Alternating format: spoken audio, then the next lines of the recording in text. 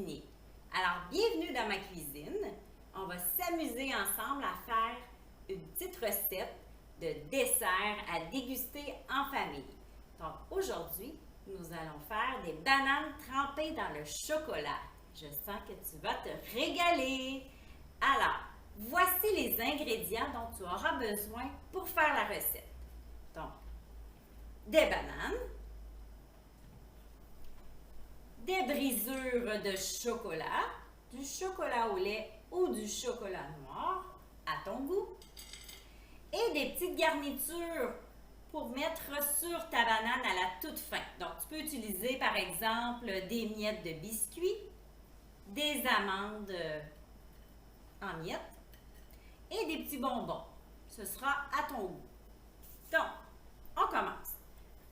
Tu prends une banane. Donc, on épluche la banane, bien évidemment. On ne mange pas la pleure. On enlève la pleure de banane. Ma banane ici, elle est bien mûre.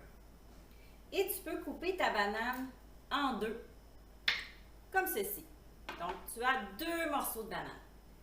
Ensuite, tu peux prendre un petit bâton pour insérer dans ta banane. Comme ça, quand tu vas la manger, tu pourras tenir le bâton comme ça. Alors, on met ça de côté. Maintenant, tu vas faire fondre les pépites de chocolat. Donc, tu peux le faire fondre dans le micro-ondes ou au bain-marie. Donc, tu peux faire chauffer un petit peu d'eau et ça va faire fondre le chocolat comme ça dans une casserole. Alors, on brasse bien notre chocolat. Une fois que toutes les pépites sont bien fondues, alors on sera prêt pour tremper notre banane. Donc, moi, bien entendu, je l'ai déjà fait fondre, mon chocolat. Alors, je peux maintenant prendre ma banane et je vais l'enrouler, l'enrober bien comme il faut de chocolat. Comme ceci. Alors, j'ai mis beaucoup de chocolat. Maintenant, je vais aller mettre un petit peu de garniture. Madame Mélissa aime bien les amandes, donc je vais mettre un petit peu d'amandes. Donc, tu peux rouler ta banane dans les garnitures. Et je pense que je vais mettre un petit peu de miettes de biscuit aussi. Tiens, ça va être très joli. Donc, voici ce que ça donne. Et maintenant, tu dois la mettre au frigo pour environ 15-20 minutes. Alors, le chocolat va figer autour de la banane et ensuite, elle sera prête à être dégustée. Alors, je te souhaite bon appétit, les amis!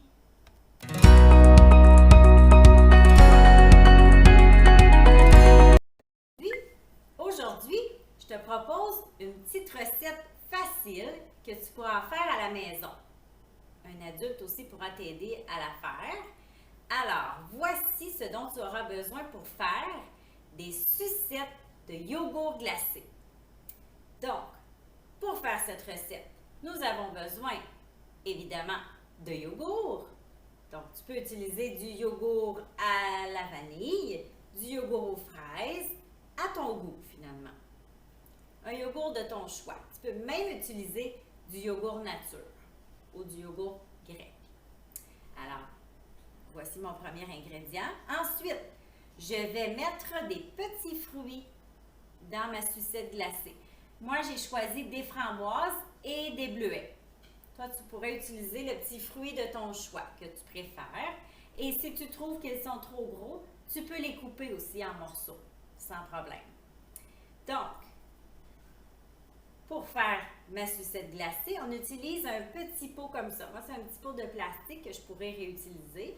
Si tu en as plusieurs, tu peux en faire plusieurs à la fois aussi. Moi, je vais en faire seulement un aujourd'hui. Donc, on remplit notre pot de yogourt. Tu peux mettre le fond de yogourt. Ensuite, ajouter quelques petits fruits. On ajoute une autre étage de yogourt. Comme ça. Ensuite, d'autres petits fruits.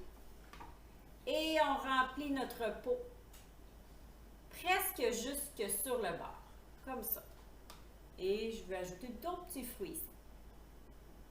Comme ceci.